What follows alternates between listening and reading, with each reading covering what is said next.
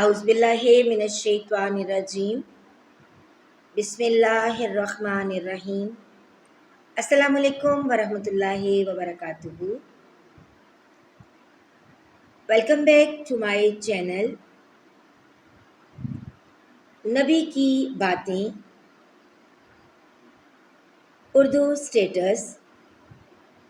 अल्हम्दुलिल्लाह हमने सीरतुन नबी कदम ब कदम पढ़ने का जो सिलसिला शुरू कर रखा है उसके हमने 75 अबवाब पढ़ लिए हैं।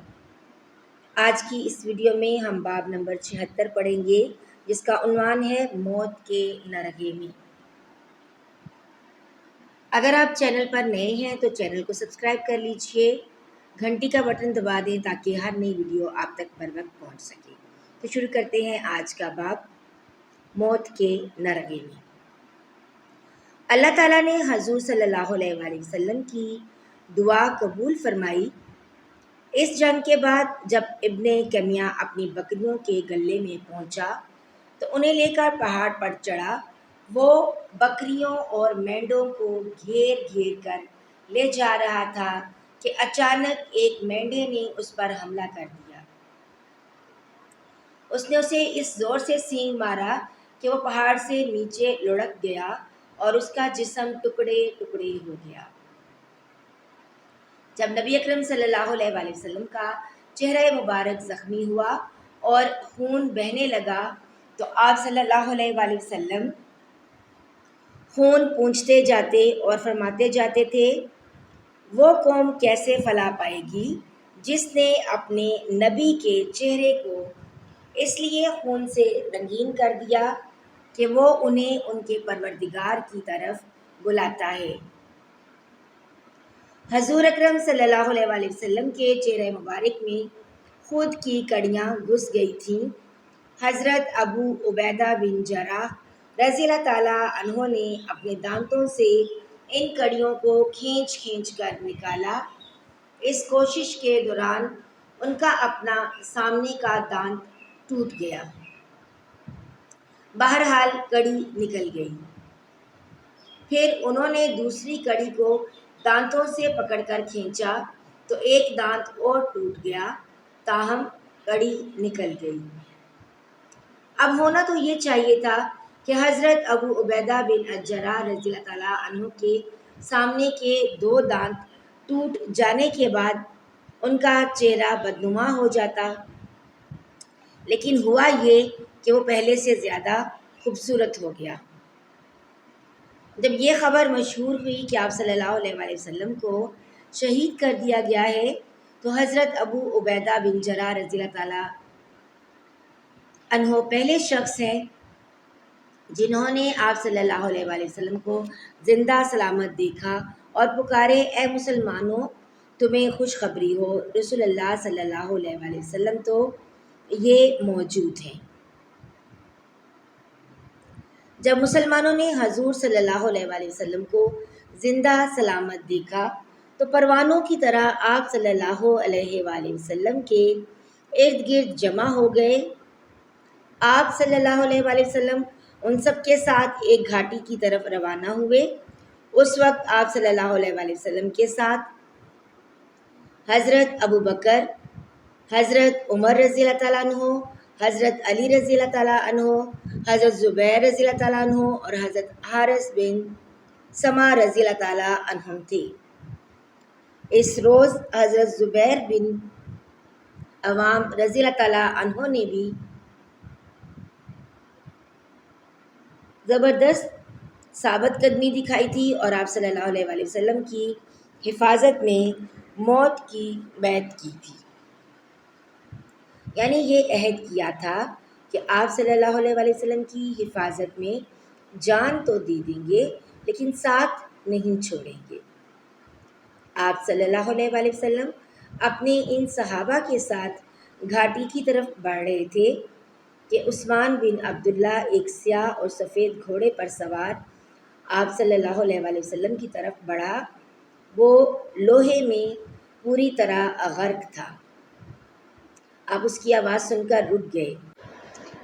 उसी वक्त उस्मान बिन अब्दुल्ला के घोड़े को ठोकर लगी और वह गड्ढे में गिर गया ساتھ ہی حضرت حارث بن سما رضی اللہ تعالیٰ عنہ اس کی طرف لپکے اور اپنی تلوار سے اس پر وار کیا۔ اس نے تلوار کا وار روکا، تھوڑی دیر دونوں طرف سے تلوار چلتی رہی، پھر اچانک حضرت حارث نے اس کے پیر پر تلوار ماری اور وہ زخم کھا کر بیٹھ گیا۔ حضرت حارث رضی اللہ تعالیٰ عنہ نے ایک بھرپور وار کر کے اس کا خاتمہ کر دیا۔ اس پر حضور نبی اکرم صلی اللہ علیہ وآلہ وسلم نے فرمایا، اللہ کا شکر ہے جس نے اسے ہلاک کر دیا۔ اسی وقت عبداللہ بن جابر عامری نے حضرت حارث رضی اللہ تعالیٰ عنہ پر حملہ کر دیا۔ اس کی تلوار حضرت حارث رضی اللہ تعالیٰ عنہ کے کندھے پر لگی، کندھا زخمی ہو گیا۔ ان لمحات میں حضرت ابو دجانہ رضی اللہ تعالیٰ عنہ نے حضرت عبداللہ بن جابر پر حملہ کر دیا اور اپنی تلوار سے اسے ذبح کر ڈالا۔ مسلمان حضرت حارث رضی اللہ تعالیٰ عنہ کو اٹھا کر لے گئے تاکہ ان کی مرہم پٹی کی جا سکے۔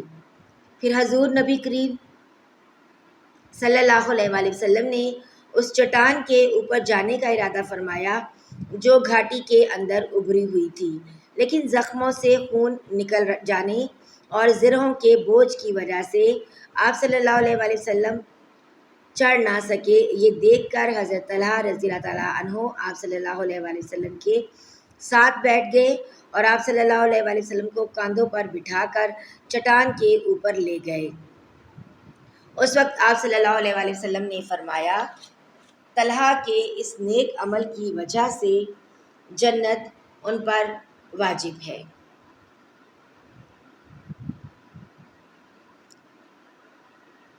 ان کی ایک ٹانگ میں لنگڑاہٹ تھی۔ جب یہ حضرت صلی اللہ علیہ وآلہ وسلم کو کندھوں پر اٹھا کر چلے تو چال میں لنگڑاہٹ تھی۔ ان کی کوشش یہ تھی کہ لنگڑاہٹ نہ ہو تاکہ حضور صلی اللہ علیہ وآلہ وسلم کو تکلیف نہ پہنچے۔ آپ صلی اللہ علیہ وآلہ وسلم کو کندھوں پر اٹھا کر چلنے کی برکت سے ان کی لنگڑاہٹ دور ہو گئی۔ اس وقت تک جنگ کی یہ خبریں مدینہ منورہ میں پہنچ چکی تھیں، لہٰذا وہاں سے عورتیں میدان احد کی طرف چل پڑیں۔ ان میں حضرت فاطمہ رضی اللہ تعالیٰ عنہا بھی تھیں۔ انہوں نے آپ صلی اللہ علیہ وآلہ وسلم کو زخمی دیکھا تو بے اختیار آپ صلی اللہ علیہ وآلہ وسلم سے لپٹ گئیں۔ پھر انہوں نے آپ صلی اللہ علیہ وآلہ وسلم کے زخموں کو دھویا۔ حضرت علی رضی اللہ تعالیٰ عنہ پانی ڈالنے لگے، لیکن زخموں سے خون اور زیادہ بہنے لگا۔ تب حضرت فاطمہ رضی اللہ تعالیٰ عنہا نے اپنی چادر کا ایک ٹکڑا پھاڑ کر جلایا۔ جب وہ جل کر راکھ ہو گیا تو وہ راکھ انہوں نے آپ صلی اللہ علیہ وآلہ وسلم کے زخموں میں بھر دی۔ اس طرح آپ صلی اللہ علیہ وآلہ وسلم کے زخموں سے خون بہنے کا سلسلہ رکا۔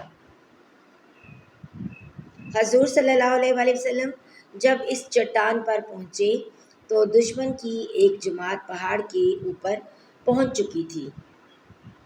اس جماعت میں خالد بن ولید بھی تھے۔ حضور اکرم صلی اللہ علیہ وآلہ وسلم نے دشمنوں کو دیکھ کر فرمایا، اے اللہ، ہماری طاقت اور قوت صرف تیری ہی ذات ہے۔ اس وقت حضرت عمر رضی اللہ تعالیٰ عنہ نے مہاجرین کی ایک جماعت کے ساتھ ان لوگوں کا مقابلہ کیا اور انہیں پیچھے دھکیل کر پہاڑ سے نیچے اترنے پر مجبور کر دیا۔ اس کے بعد آپ صلی اللہ علیہ وآلہ وسلم نے ظہر کی نماز ادا کی۔ کمزوری کی وجہ سے یہ نماز بیٹھ کر ادا فرمائی۔ اس لڑائی میں حضرت طلحہ رضی اللہ تعالیٰ عنہ کے جسم پر تقریباً 70 زخم آئے۔ یہ نیزوں، برچھوں اور تلواروں کے تھے۔ تلوار کے ایک وار سے ان کی انگلیاں بھی کٹ گئیں۔ دوسرے ہاتھ میں ان کو ایک تیر آ کر لگا تھا، اس سے مسلسل خون بہنے لگا، یہاں تک کہ کمزوری کی وجہ سے ان پر بے ہوشی طاری ہو گئی۔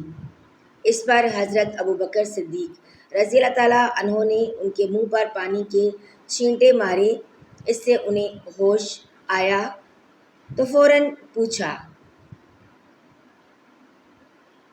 رسول اللہ صلی اللہ علیہ وآلہ وسلم کا کیا حال ہے؟